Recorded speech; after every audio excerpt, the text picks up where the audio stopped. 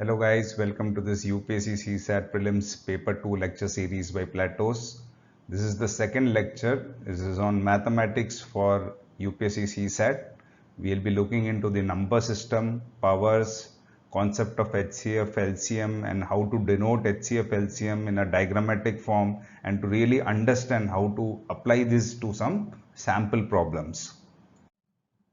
So a number system, we have natural numbers like 1, 2, 3, 4 and so on. Whole numbers are 0 and 1, 2, 3, 4 so on. So whole numbers are 0 and natural numbers together. Integers, as you know, it is -3, -2, -1, 0, 1, 2, 3 and so on. And what are prime numbers? Prime numbers are those which are divisible by 1 and the number itself. So they are of the form 2k plus 1 and except for 2 all are odd numbers. And what are coprime numbers? Coprime numbers are those which have HCF as 1. If a number is divisible by two coprime numbers, it's divisible by their product also. And one more thing to keep in mind is any two consecutive numbers, they are coprime numbers. And rational numbers are those of the form p by q where p and q are integers. So in this example 1 divided by 3, 1 and 3 both are integers. So you get, when you divide 1 by 3, you get 0.33333 and so on repeating. In this case x is equal to 0.123, 123, 123 so on repeating. So we multiply this on both sides by 1000 getting 1000x is equal to 123.123, 123, 123 repeating. And then we subtract this first equation from the second equation. We get 999x is equal to 123. So x is equal to 123 divided by 999. So we have expressed this in the form of p by q. And what are irrational numbers? Irrational numbers are non-terminating and non-repeating. Example pi and the root of 2 and all. So powers. So in this slide I would like to tell you that pause the video here and take a screenshot or write down these equations. These are very useful. So x to the power of a into x to the power of b can be written as x to the power of a plus b. And x to the power of a divided by x to the power of b can be written as x to the power of a minus b. And x to the power of a into y to the power of b, y to the power of a is equal to xy to the power of a. And similarly, x to the power of a divided by y to the power of a can be written as xy to the power of a. And here the nth root of x can be written as x to the power of 1 by n. And the nth root of x into y can be written as nth root of x into nth root of y. And nth root of a whole power m can be written as a to the power of m by n, or it can be written as a to the power of m whole power 1 by n. So what is HCF? HCF is the highest common factor or the greatest common factor or the greatest common divisor. And what is LCM? It is the least common multiple. So here I will be showing you the visual representation of HCF and LCM. So I would like to tell you that nowhere on the net or anywhere you will find this kind of an explanation for HCF and LCM, but it is very, very useful. Please pay a lot of attention and try to get the concept clearly. So if there are three numbers of the form, three numbers, I am representing them like A and there is B and then there is a number C. All right. So HCF is a number which is represented like this.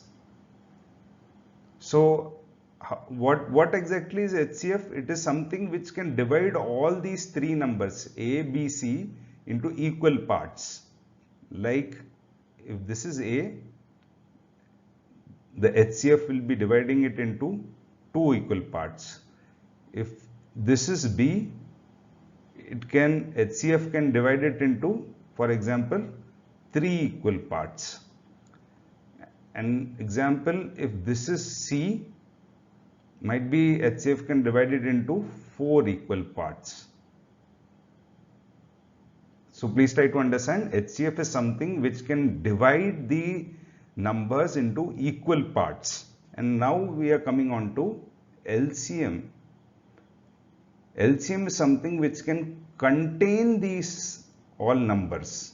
So this is the LCM which can contain all these numbers equally.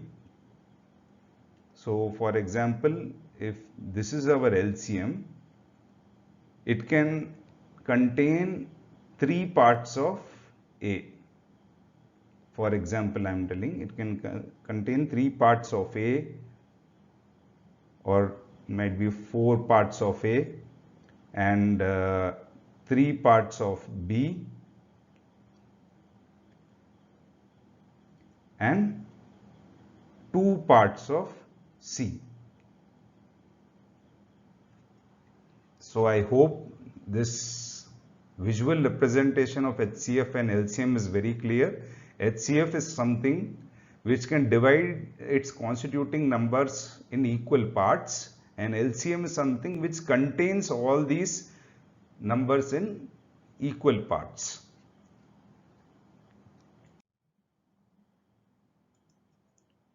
So now this is the meaning and application of HCF and LCM. So HCF, as we have seen diagrammatically, to split things into smaller sections and to equally distribute any number of sets of items into their largest grouping, or to figure out how many people we can invite, that kind of problems, to arrange something into rows or groups. All these kind of problems we are actually trying to find out the HCF. And what is LCM? Problems regarding about an event that is or will be repeating over and over, or to purchase or get multiple items in order to have enough to analyze when something will happen again at the same time. So these are all the kind of problems which we will be facing in LCM. So here we will be looking at how to calculate HCF and LCM. So example, we have taken to calculate the HCF and LCM of 8, 4 and 12 by prime factorization method. So 8 can be written as 2 into 2 into 2 or 2 cube, and 4 can be written as 2 into 2 or 2 square, and 12 can be written as 2 into 2 into 3, that is 2 square into 3.